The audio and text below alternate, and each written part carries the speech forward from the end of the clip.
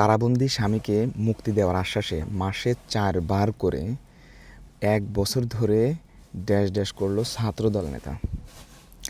এইটা যদি আসলে আমাদের কোনো আলেম সমাজের ভিতর থেকে অথবা একজন সাধারণ মানুষ যার মুখে দাঁড়িয়ে আছে এরকম কোনো ব্যক্তি যদি এই কাজের সাথে জড়িত থাকতো, মানে করা তো দূরের কথা, যদি জড়িত থাকতো তাহলে দেখতেন এই প্রশাসনের, মনে করেন যে ঘুমান্ত প্রশাসন তখন জাগ্রত হয়ে যেত।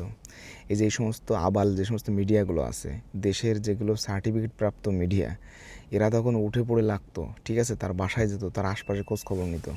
অথচ এরকম বড় একটা সংবাদ যেটা ঘটছে, জাস্ট একটা নিউজ আমি দেখছি যে এই নিউজটাতে করছে। আর কোনো এই যে যমুনা নিউজ বলেন, সময় সংবাদ বলেন, তারপরে ৭১ টিভি বলেন, যে এই সমস্ত কোনো মানে ভিআইপি ইন্টারন্যাশনাল পর্যায়ে যে সমস্ত নিউজ চ্যানেলগুলো, তারা কিন্তু এই বিষয়ে কোনো নিউজ করে নাই। কেন নিউজ করে না জানেন? কারণ এরা হচ্ছে এদের পক্ষপাতিত্ব, ঠিক আছে।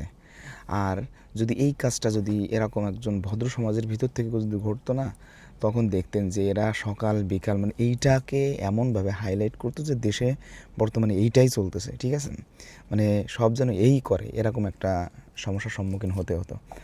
এখানে দেখেন একটা বিষয়, তারা আলেম সমাজকে কিভাবে মানে কোন দৃষ্টিতে তারা দেখে।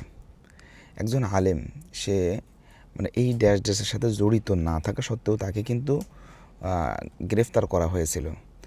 দীর্ঘ ২ মাস যাবৎ তাকে টর্চার করা হয়েছে। এক পর্যায়ে ডিএনএ টেস্টের মাধ্যমে জানা গেল যে সে এই কাজের সাথে জড়িত নয়। এখন দেখেন সেই ব্যক্তিটা কী পরিমাণে অসাহিত্য বোধ করতেছে, এমনকি সে যখন এটা থেকে খালাস পেয়েছে, যখন ছাড়া পেয়েছে, তো এখন দেখেন সে মানসিক ভারসাম্যহীন অবস্থায় সে কিন্তু এখন ঘুরে বেড়াচ্ছে।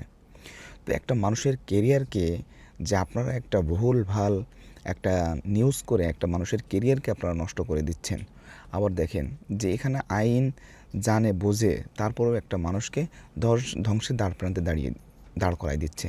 এটাই হচ্ছে আমাদের বাংলাদেশের বর্তমান কৃষ্টি কালচার, বর্তমান বাংলাদেশের লক্ষ্য উদ্দেশ্য বা প্রেক্ষাপট।